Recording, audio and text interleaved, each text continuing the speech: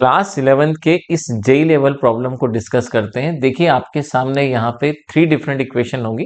मैं आपको question read करके बताता हूँ।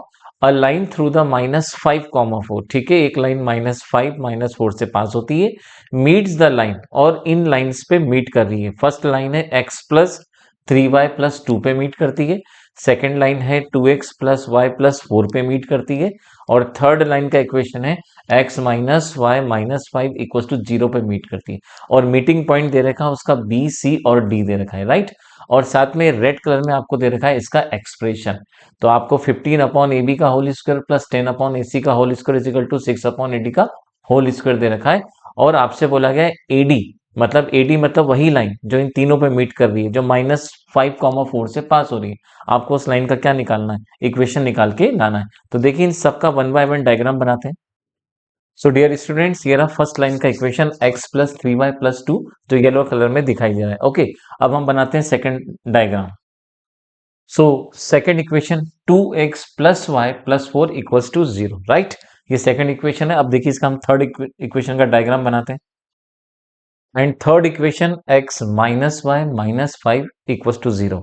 अब माय डियर स्टूडेंट्स, ये रफ ज्योमेट्री है। -5, -4 से एक लाइन ऐसी पास होती है जो येलो, स्काई ब्लू और रेड तीनों लाइन को कट करती हुई जाती है, और इंटरसेक्शन पॉइंट है बी, सी और डी है। और हमें इस इक्वेशन को अब सॉल्व करके बताना है। तो चलिए हम लास्ट डायग्राम बनाते हैं। -5, 4 से जो लाइन पास हो रही है और इन तीनों लाइन को इंटरसेक्ट करती है। थर्ड इक्वेशन -5, -4, और आप देख रहे हैं व्हाइट कलर का लाइन का इक्वेशन ही आपको फाइंड करना है। और ये रहा intersection point B, intersection point C और इंटरसेक्शन पॉइंट डी। और आपको इक्वेशन ऑफ लाइन जो बोला गया है वो एडी ही फाइंड करना है।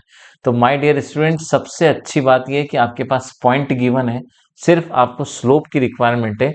पर आप जानते हैं कि इसका स्लोप आपको निकालने के लिए इन तीनों की मदद से ही स्लोप निकलेगा, क्योंकि तीनों में कोई ना कोई रिलेशन लग रहा है। अब सबसे इंपॉर्टेंट बात यह है कि सर इस क्वेश्चन को सॉल्व करने का ट्रिक क्या होता है। तो देखिए हम स्टेप बाय स्टेप इसका कंसेप्ट डिस्कस करते हैं। सो देखिए यहाँ पे आपको ये पैरामेट्रिक फॉर्मेट दिखाई दे रहा होगा। ओके, अब हम इसको कैसे इस्तेमाल करेंगे। तो पैरामेट्रिक फॉर्म होता है x-x1 cos theta equals to r, comma y-y1 upon sine theta equals to comma. Same formula देखिए नीचे लिखा हुआ है। अब ये जो पॉइंट आप देख रहे हैं ना इस लाइन में, ये पॉइंट आपको ए दे रखा है। ओके, अब अगर मैं ए से लेके बी का डिस्टेंस आर कंसिडर करता हूँ, और x1 और y1 की जगह पे यहाँ पे आप -4 और -5 रखेंगे, तो जो आप ये कोऑर्डिनेट देख रहे हैं ना, आपको जो ये x दिखाई दे रहा है और ये y दिख रहा है, ये x और जो y आप दोनों देख रहे हैं ना, ये x और y क्या करेंगे, इस येलो वाली इक्वेशन के इस पॉइंट b को सेटिस्फाई करेंगे। तो हम एक काम करेंगे, फर्स्ट b के अंदर ये वाली जो वैल्यू लेकर आएंगे वो इस येलो इक्वेशन में रख देंगे, क्योंकि हमारा आखिरी पर्पस क्या है, हमारा पर्पस है कैसे भी करके इस लाइन का स्लोप निकालना। ओके, तो स्लोप निकालने के लिए हम यहाँ पे जैसे ही इस कोऑर्डिनेट को पुट करेंगे x+3y+2 के फॉर्म में, तो हमें r और थीटा थीटा के फॉर्म में इक्वेशन आ जाएगा। सिमिलरली माय डियर स्टूडेंट्स, ए से लेकर सी तक का हम जो डिस्टेंस कंसिडर करेंगे वो हम r1 कंसिडर करेंगे। और ये जो पैरामेट्रिक फॉर्मूला आप जो बोर्ड पे देख रहे हैं, यहाँ पे आपको जो दिखाई दे रहा है, सेम यही फॉर्मूले के अंदर हम फिर से पुट करेंगे वैल्यू -5 और यहाँ करेंगे -3। तो हमें जो इस x के और इस y के जो कोऑर्डिनेट मिलेंगे, इस कोऑर्डिनेट को हम सेकंड इक्वेशन की इस लाइन में पुट करेंगे। और सिमिलरली आई थिंक समझ गए होंगे आप, a से लेकर d तक जो हम डिस्टेंस कंसिडर करेंगे वो r2 ले लेते हैं। और फिर यही करेंगे कि सर -5 और -4 फिर से इसी इक्वेशन में पुट करेंगे, और x और y के जो कोऑर्डिनेट होंगे वो इस थर्ड ग्रीन वाली इक्वेशन में पुट करेंगे।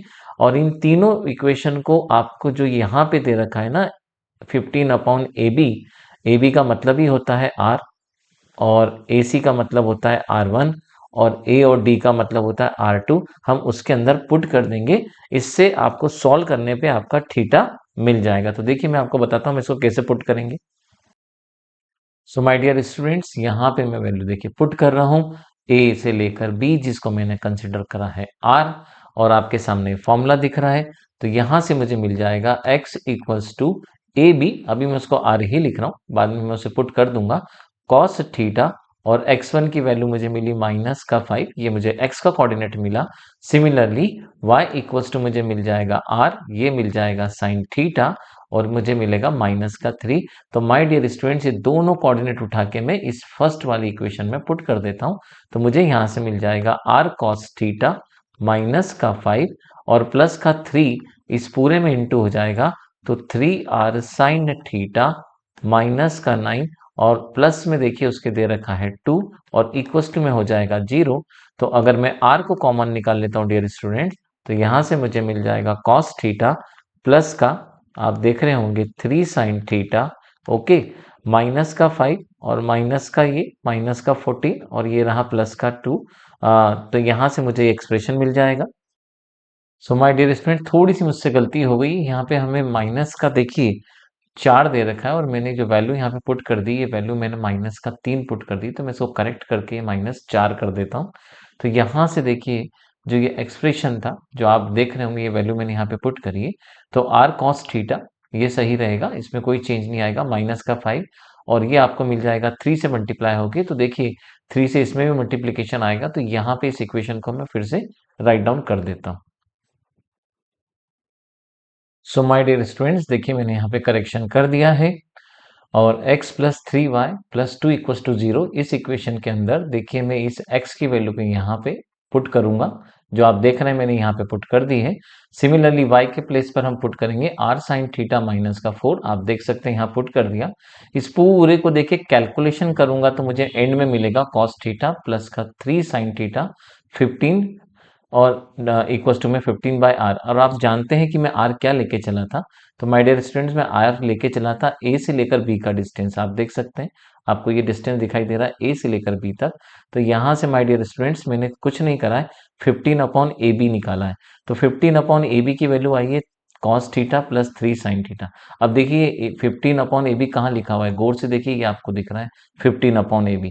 इसका मतलब आप समझ गए होंगे सर, सेकंड स्टेप में हमें 10/AC की वैल्यू मिलेगी, और लास्ट केस में हमें 6/AD की इक्वेशन मिलेगी, जब हम सेकंड इक्वेशन इस्तेमाल करेंगे, और जब हम थर्ड इक्वेशन यूज करेंगे तो हमें तीनों रिलेशन मिल जाएंगे। इन तीनों रिलेशन को जब हम यहाँ पे पुट कर देंगे, तो हमें फाइनल आंसर जो हमारा थीटा है वो हमें मिल जाएगा। तो जब एक लाइन के पॉइंट गिवन हो और अगर उसका थीटा हमारे पास में आ जाए, तो बहुत आसानी से हम उसका इक्वेशन फाइंड करते हैं। तो चलिए यहाँ से अभी दो रिलेशन हम और फाइंड कर लेते हैं। सो डियर स्टूडेंट्स, ए से लेकर सी का डिस्टेंस देखिए हमने लिया है r2, आप देख रहे होंगे AC is equal to r2 हो गया है, और यहाँ पे इसके जो कोऑर्डिनेट है हम जानते हैं, जो दोनों को सेटिस्फाई करेंगे, फिर से लगाइए यही पैरामेट्रिक वाला फॉर्मूला। तो देखिए हम यहाँ पे पैरामेट्रिक का फॉर्मूला लगा देते हैं, और जैसे ही हम पैरामेट्रिक का फॉर्मूला लगाएंगे तो हमें यहाँ से मिल जाएगा x equals to r1 cos theta, जिसको हमने AC लिया है, और -5 इस, और similarly y equals to r1 sine theta और -4। और माय डियर स्टूडेंट्स, अब करना क्या है, सेकंड इक्वेशन आपको पता है कि सर वो है 2x प्लस का y प्लस का 4, इसमें ये कोऑर्डिनेट पुट करके हम यहाँ से सेकंड रिलेशन फाइंड कर लेते हैं। सो माय डियर स्टूडेंट्स, देखिए यहाँ पे मैंने वैल्यू पुट कर दी है, x equals to r1 cos theta -5 and y equals to, ये हमेशा आपको सेम ही मिलेगा, बस r1 r2 r3 ही चेंज होगा क्योंकि ये डिस्टेंस है। तो r1 साइन थीटा -4, ये दोनों डेटा उठा के आप इस x और y की जगह पुट कर दीजिए। तो यहाँ से जब आप सिंप्लीफाई करेंगे r1 कॉमन निकलने के बाद में, तो आपको मिल जाएगा 10/r2, जिसे r2 आप ऐसे लेके चलें, देखिए यहाँ पे हमने मेंशन कर रखा है। अब आप जानते हैं सर एक थर्ड केस और बाकी है, और देखिए हमको एक थर्ड केस निकालना है। अब आप देखेंगे ए से लेकर जो आपको कोऑर्डिनेट दिख रहा है यहाँ पे, that is the A point, इस ए से लेकर इस डी का जो डिस्टेंस है, देखिए हमने उसका r2 लिया है। हम फिर से ही पुट करेंगे वैल्यू, लेकिन इस बार ये वैल्यू किस में पुट की जाएगी, इक्वेशन नंबर थर्ड में पुट की जाएगी। और इस प्रकार से आप देखेंगे जो सेकंड इक्वेशन हमने पुट करी है 10/AC, ये 10/AC एग्जैक्ट आप कहाँ पुट करेंगे, एग्जैक्ट इस रेड वाली इक्वेशन में, मतलब आपके पास में 15/AB का भी वैल्यू आ चुका है, आपके पास 10/AC का वैल्यू भी आ चुका है, लास्ट आपको जो वैल्यू निकालना है वो 6/AD का ही वैल्यू निकालना है। तो देखिए बड़ी आसानी से हम इसको फाइंड कर लेते हैं। तो थर्ड कोऑर्डिनेट देखिए मैं फिर से इसी इक्वेशन में पुट करने वाला हूँ, सेम कोऑर्डिनेट है ये, बट इनका डिस्टेंस r3 होगा। सो माय डियर स्टूडेंट्स, देखिए मैंने AD इक्वल्स टू R2 ये निकाला और आपको जो रिलेशन दिखाई दे रहा है यहाँ पे same relation cos theta minus का sin थीटा -5 10 प्लस का 4 इक्वल्स टू में आपको मिलेगा -6। बाहर निकालेंगे तो 6 हो जाएगा। और R2 जो आप AD लेके चले तो आप देखेंगे यहाँ पे तीनों रिलेशन आ गए। अब आपको एक काम ये करना है, जो आपको जो इतनी इक्वेशंस मिली हैं, जैसे कि इक्वेशन नंबर आपको 3 मिल गया है, ये इक्वेशन यहाँ से आप देखेंगे तो आपको सेकंड मिल गया है और ये इक्वेशन आपको फर्स्ट मिल गया है। इन सब को आप उस मेन इक्वेशन के अंदर पुट कर दीजिए। तो ए बी अपॉन 15/AB का होल स्क्वायर हमें दे रखा था, तो ये हो जाएगा cos theta plus 3 sin theta, इसका होल स्क्वायर हो जाएगा my dear student. Similarly second का होल स्क्वायर आपको सामने मिल जाएगा 2 cos थीटा प्लस का sin थीटा। अब आपको समझ में आ गया होगा सर, बहुत इजीली अब हम इसको सॉल्व कर सकते हैं क्योंकि हर जगह हमें स्क्वायर ही दिखाई दे रहा है। और थर्ड रिलेशन आ जाएगा cos थीटा माइनस का साइन थीटा और इस एंटायर पूरे का होल स्क्वायर आ जाएगा। अब देखिए यहाँ से हम थीटा की वैल्यू फाइंड कर लेते हैं। सो माय डियर स्टूडेंट्स, देखिए जैसे मैंने यहाँ वैल्यू पुट करी a+b होल स्क्वायर लगा के, पूरा सिंप्लीफाई करूंगा तो आपको ये मिल जाएगा और यहाँ से इसका होल स्क्वायर मिल जाएगा और यहाँ से आप जैसे ही स्क्वायर को इधर जीरो की तरफ ले जाएंगे तो ये जीरो बन जाएगा। तो टेन थीटा का वैल्यू आपके पास ये आ जाएगा। अब आपके पास आखिरी काम क्या बचा है, तो आप इस लाइन का स्लोप निकाल के ले आए जिस जो पास हो रही थी -5, -4 से, और उसका जो स्लोप निकल के आया है वो आपके पास -2/3 है। अब देखिए कितना आसान हो गया इस क्वेश्चन को सॉल्व करना। अब आप जस्ट ये फॉर्मूला इस्तेमाल कर लीजिए, y - y1 स्लोप आपके पास हो तो x माइनस का x1, और जैसे ही हम y माइनस का पुट करेंगे तो प्लस का 4 हो जाएगा, माइनस का 2/3 और यहाँ से प्लस का 5 निकल के आ जाएगा। और अब आप इसको सॉल्व कर दीजिए। तो जैसे हम इस इक्वेशन को सॉल्व करेंगे तो सर यहाँ से मिल जाएगा 3y प्लस का 12 माइनस का 2x माइनस का 10। तो माय डियर स्टूडेंट्स, इसको अरेंज कर दीजिए तो 2x प्लस का 3y, और अगर आप 10 को भी अंदर ले जाएंगे तो प्लस का कितना आ जाएगा 22। तो आपने ये जेई लेवल का प्रॉब्लम क्रैक करा है, इसमें कैलकुलेशन थोड़ा सा ज़्यादा था और इस प्रकार से आपने इस एक्सप्रेशन को सॉल्व करके यहाँ से पैरामीट्रिक की हेल्प से आपने इसको फाइंड कर लिया।